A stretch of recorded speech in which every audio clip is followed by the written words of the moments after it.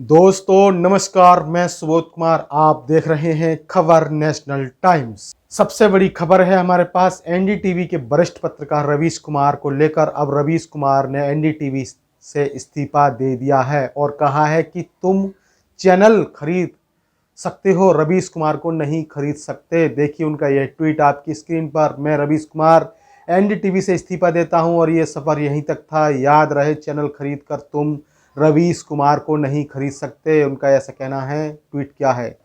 इसके बाद उन्होंने दूसरा ट्वीट किया था प्रधानमंत्री नरेंद्र मोदी को लेकर। देखिए क्या लिखा है। आदरणीय प्रधानमंत्री जी, मैंने एनडीटीवी से इस्तीफा दे दिया है, अब आप वहां जाकर इंटरव्यू दे सकते हैं।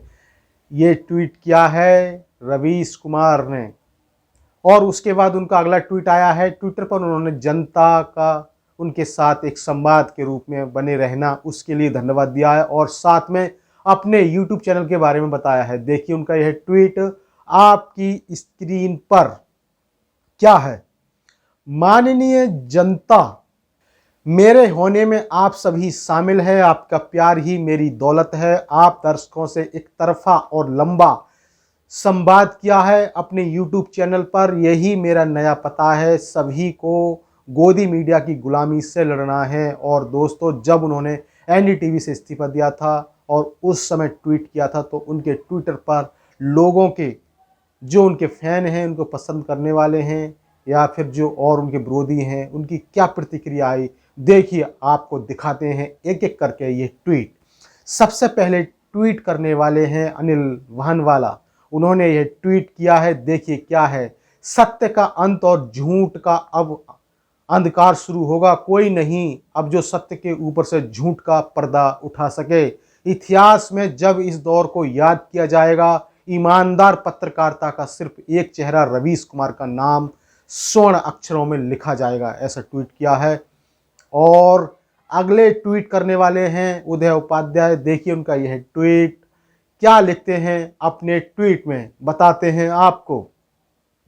आपके साथ जो हुआ है उससे मुझे खेद है, लेकिन इसी क्रम में मुझे आपसे यह पूछना है कि आप वर्तमान की केंद्र सरकार के विरोध में ही क्यों आवाज़ उठाते थे।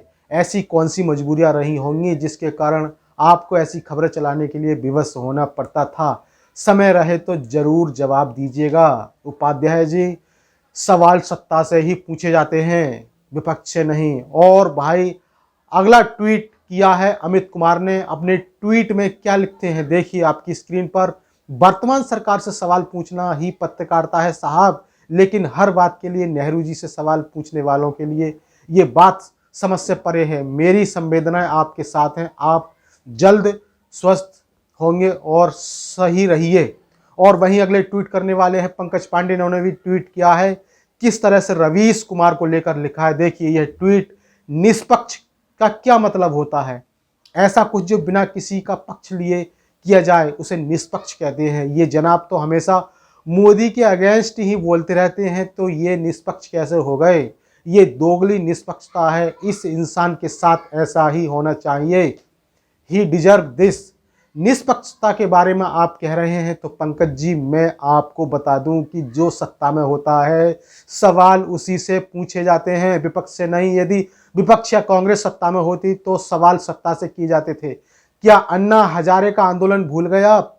उस समय कांग्रेस सत्ता में थी और सवाल कांग्रेस से किए गए थे, तो आज क्यों नहीं किए जाएंगे। आप कौन सी निष्पक्षता की बात कर रहे हैं। और वहीं अगला ट्वीट किया है अशोक कुमार यादव ने। ये कहते हैं कि मेरे भाई रवीश जी सत्य की राह पर चलते हुए देश के पूंजीपतियों और तानाशाहियों के सामने नहीं झुकते। मुझे गर्व है, पूरे देश को गर्व है, रवीश कुमार जैसा पत्रकार हिंदुस्तान में है। कुछ पंक्तियां मैं बोलना चाहता हूं।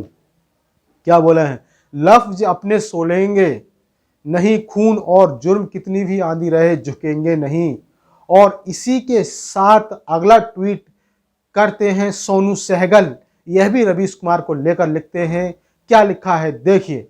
सर, आपको बहुत बहुत शुक्रिया अदा करते हैं, आपने एनडीटीवी को छोड़ दिया, क्योंकि अब एनडीटीवी पर गुलाम एवं बेईमानों का राज हो गया है। और खासकर बिहार के लोग कभी भी अपनी ईमानदारी से समझौता नहीं करता। उसका उदाहरण सर आप हैं। इस बात के लिए आपको सल्यूट है।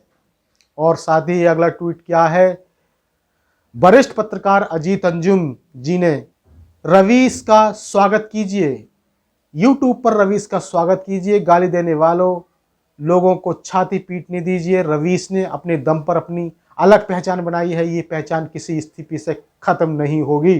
खुश होने वाले आने वाले दिनों में फिर बहुत दुखी होंगे, ऐसा ट्वीट किया था अजीत अंजुम ने।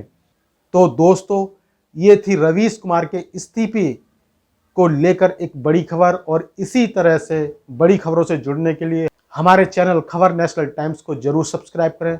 सब्सक्राइब करने के साथ ही बेल आइकन जरूर दबाएं, जिससे कि आपके पास खबरों की नोटिफिकेशन आते रहें। तो मैं सुबोध कुमार फिर आऊँगा एक नई और बड़ी खबर को लेकर। तब तक के लिए धन्यवाद और नमस्कार।